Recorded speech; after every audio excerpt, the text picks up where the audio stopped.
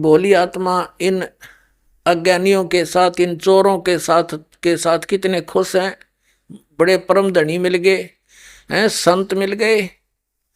तो उसके विषय में सूक्ष्म वेद में परमात्मा ने कबीर जी ने कहा है कि साधों से ती मस्करी और चोरा नाल खुशहाल, ये मल अखाड़ा जीतेंगे युगों युगों के माल। तो इविन कहते हैं चोरों नकलियों संतों के पास तो बड़े प्रसन्न हुए बैठे हैं। और जब से इस दास ने ये मार्ग स्टार्ट किया परमेश्वर की आज्ञा से, उसी दिन से संघर्ष का सामना करना पड़ रहा है। क्रोथा कांड इसी कारण से करवा दिया अज्ञानी दुष्ट लोगों ने।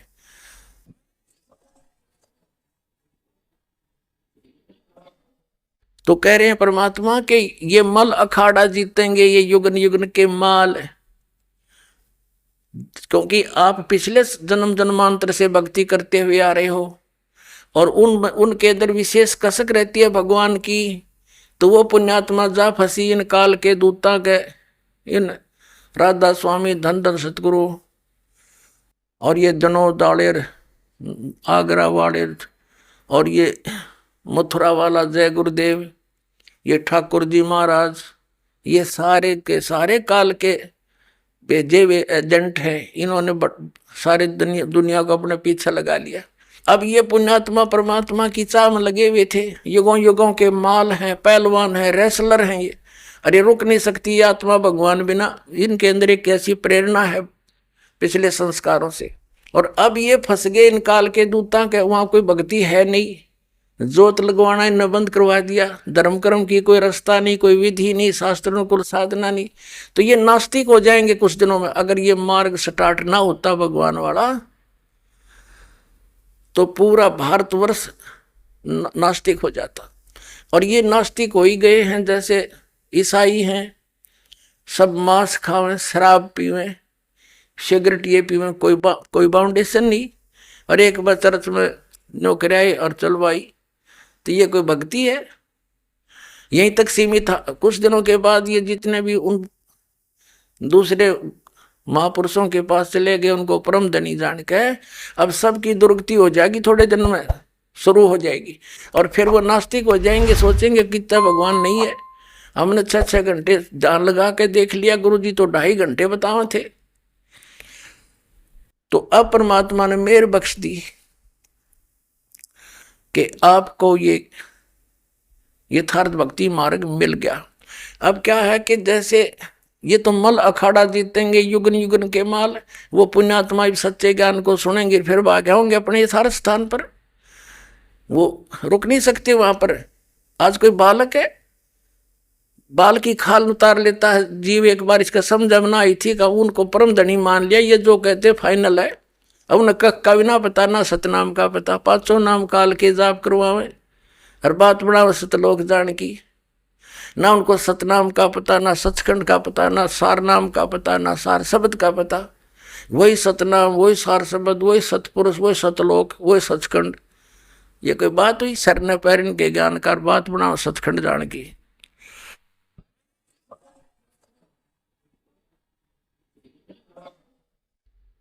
अब पुण्यात्माओं,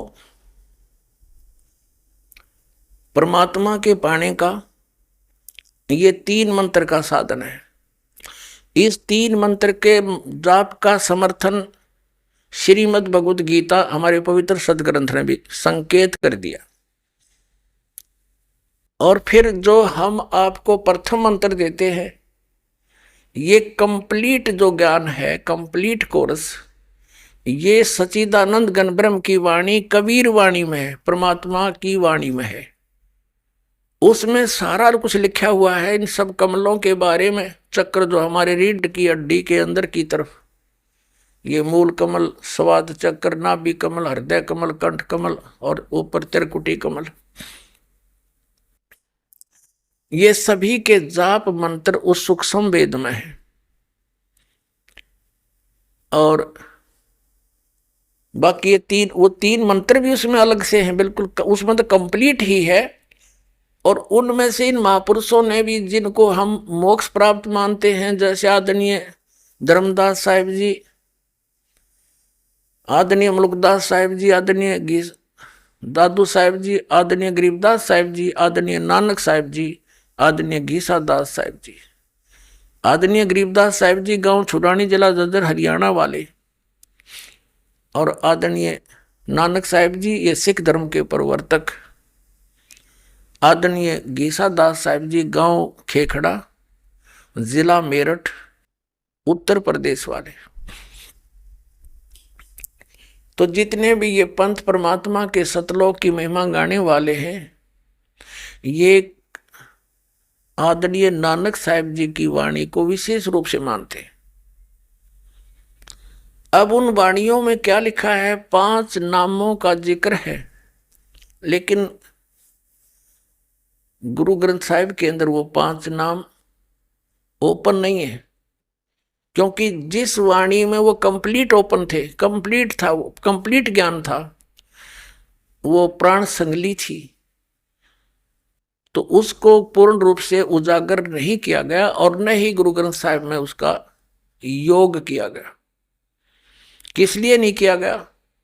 क्योंकि उसके अंदर वो कंप्लीट कोरस है, कोरस था, जिसमें 2 अक्षर का नाम, ये सतनाम भी था।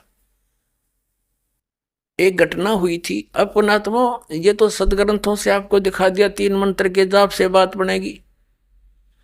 अब उन महापुरुषों ने जिन्होंने परमात्मा के कौन से मंत्र का जाप किया, वो भी आपके रूबरू कराते हैं। आपका आज सुबह का जो सत्संग में कंसेप्ट शुरू हुआ था, वो 2 घंटे में समाप्त नहीं हो सका। अब समापन होगा उसका 4 घंटों में, इसलिए दोपहर को वो कंसेप्ट क्लियर बीच में छोड़ दिया था, अब इसको पूरा किया जा रहा। अपने आत्मा परमात्मा ने कहा था, धर्मदास मोरी लाख दवाई, ये सार शब्द कहीं बार न जाई, सार शब्द बार जो पढ़ी, बिचली पीढ़ी हंस नीतर ही। फिर क्या बताया था कि इस सतनाम को भी सार्वजनिक नहीं करना। और परमात्मा ने क्या बताया है कि सोहम शब्द हम जग में लाए, और फिर सार शब्द तो हमने कति गुप्त छुपाए। ये जो अन्य पंथों के पंथी सोहम नाम भी साथ में ये कहीं की ईंट कहीं का रोड़ा बना करके इसका प्रयोग करते हैं। कहते हैं किसी भी 52 अक्षर के अंदर लिपिबद्ध किसी भी ग्रंथ में कबीर परमेश्वर से पहले इस सोहम अक्षर की जानकारी नहीं थी, लिखा नहीं था कहीं पर।